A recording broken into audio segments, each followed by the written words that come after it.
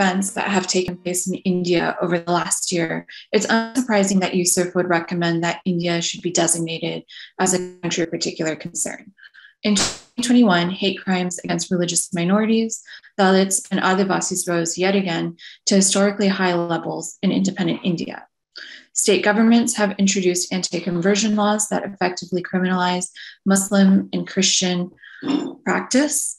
In December, Hindu extremists attacked Christians attending Christmas services at churches, and during the farmers' protest, nationalists labeled Sikh farmers as terrorists and traitors. In 2022, we're only 1/3 through the year, and things have already gotten worse. At political rallies, Hindu extremists have used hate speech and advocated for the elimination of Indian Muslims.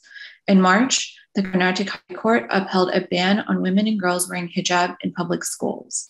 In April, just this month, riots have broken out during processions of Ram Navami and Hanuman Jayanti.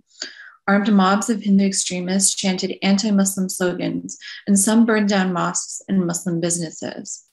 This week, BJP leaders ignored a Supreme Court order and bulldozed homes, mosques, and businesses in Muslim quarters of Delhi. It's important to also note that this violence does not occur in a vacuum. What happens in India leads to communal violence in Bangladesh and Pakistan. In fact, in October 2021, Muslim extremists in Bangladesh directed unprovoked violence on Hindu worshippers during Durga Puja. The attacks cited Hindu nationalist persecution of Indian Muslims and what they call reprisal violence.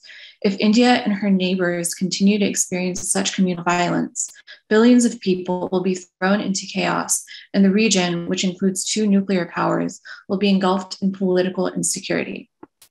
This month, Secretary Tony Blinken acknowledged that the State Department has been monitoring India's human rights crisis. But given the dire events of the last years and even of the last few months, it's high time that the State Department does more than merely monitor human rights in India.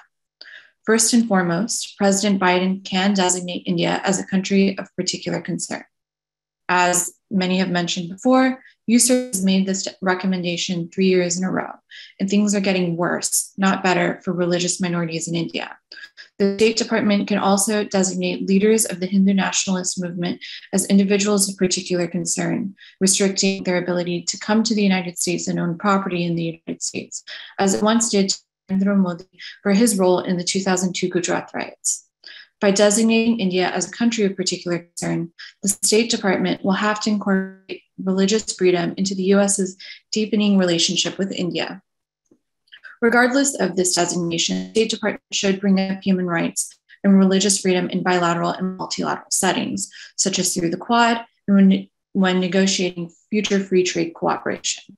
Australia, which is also a member of the Quad, has been a vocal critic of India's human rights record while fostering deeper economic and security ties with India and even inking a new free trade agreement with India.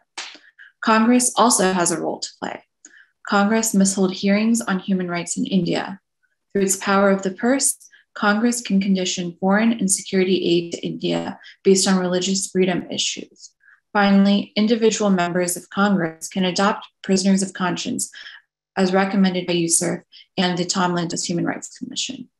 The United States government has many options to protect religious freedom in India, but first and foremost, President Biden must move past merely monitoring human rights in India, and after 3 years, finally designate India as a country of particular concern. Directed towards USERF saying like, oh, why don't you talk about like Hindu discrimination in India? I think as Commissioner Bhargava and Peter have said, criticizing Hindu nationalism is not the same as criticizing Hinduism. That's why Hindus for Human Rights is part of this work to, combat Hindu nationalism. Our faith guides us to celebrate India's secular founding, the pluralistic nature of Hinduism.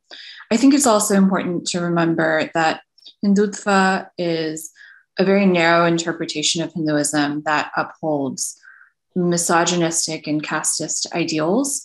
And there are members of, Dalit communities, Adivasi communities who identify as Hindu, whose Hinduism is very different than what Hindutva interprets. And, Hindu women as well are often the subject of Hindu nationalist violence as well. This very narrow interpretation of Hinduism, for instance, meat bans interfere with the ways in which Hindu groups who eat meat or conduct ritual sacrifice, the way that they can practice Hinduism. And so there are these like knock-on effects, right, for other Hindu communities within India when the government and other Hindu nationalists pursue very specific Hindu policies. So again, you know, Hindu nationalism is not Hinduism, and it's a very diverse religion.